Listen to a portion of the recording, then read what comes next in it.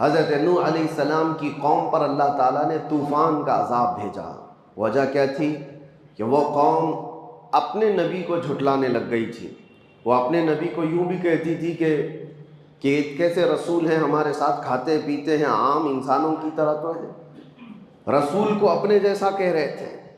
حضرت صالح علیہ السلام کی قوم نے نافرمانی کی، حضرت شعیب علیہ السلام کی قوم ناپ تول میں کمی کرتی تھی، منع کرنے کے باوجود بھی وہ اسی گناہ میں مبتلا رہے۔ حضرت لوط علیہ السلام کی قوم بدکاری میں مبتلا رہی۔ اسی طرح سے حضرت موسیٰ علیہ السلام کی قوم کئی مرتبہ نافرمانیاں اور ان کی توبہ پھر گناہ، توبہ پھر گناہ، پھر عذابات آتے تھے۔ عذابات کا اگر میں ذکر کروں تو کبھی طوفان کا عذاب، کبھی نوکیلے پتھر برسائے گئے، نوکیلے پتھر برسائے گئے اور زمین کو الٹ کر کے پلٹ دیا گیا۔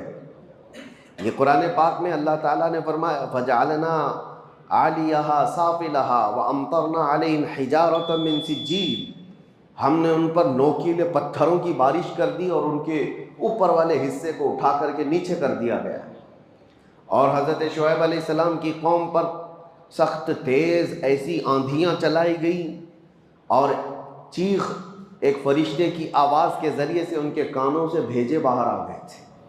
یہ بھی عذاب آیا۔ ایک قوم تھی جس پر اللہ تعالیٰ کا ایسا عذاب آیا کہ ان کے چہرے بندر کے بنا دیے گئے تھے۔ کونوا قردۃ خاسئین، اللہ نے فرمایا دھتکارے ہوئے بندر ہو جاؤ، سب بندر بن گئے تھے۔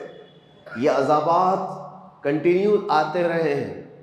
وجہ کیا تھی کہ وہ اپنے نبی کو جھٹلاتے یا اپنے نبی کی نافرمانی کرتے، کچھ ایسے گناہوں میں مبتلا رہتے جو رب ذوالجلال کے غضب کو دعوت دیتے۔ لیکن اے مسلمانوں، کیا اس کائنات میں جب ہم زندگی گزار رہے ہیں وہ گناہ نہیں ہے؟ کیا وہ گناہ ختم ہو گئے؟ کیا نوح علیہ السلام کی قوم جس طرح سے اپنے نبی کو جھٹلاتی تھی، آج وہ قوم جھٹلانے والی نہیں ہے؟ ہے۔ اپنے نبی کو جھٹلانے والے دو پیر کے جانور آج بھی کئی جگہ آپ کو نظر آئیں گے۔ وہ شروع سے لے کر حضور پاک کی زندگی پر اعتراض کرنے والے کتنے ایسے بھونکنے والے کتے آپ کو نظر آئیں گے۔ انسانوں کی بات کر رہا ہوں۔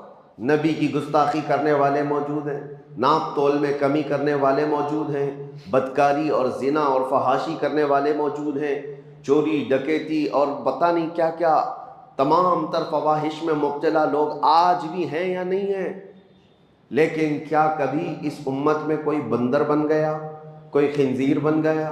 کیا اس امت پر کبھی آسمانوں سے نوکیلے پتھروں کی بارش آ گئی؟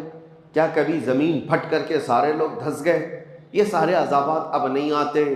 وجہ کیا ہے؟ رب تبارک و تعالیٰ قرآن پاک میں فرماتا ہے وَمَا كَانَ اللَّهُ لِيُعَذِّبَهُمْ وَأَنْتَ فِيهِمْ، اس قوم پر اللہ اب ویسا عذاب نازل نہیں کرے گا اس لیے کہ ان کے بیچ میں میرا محبوب آرام فرما ہے۔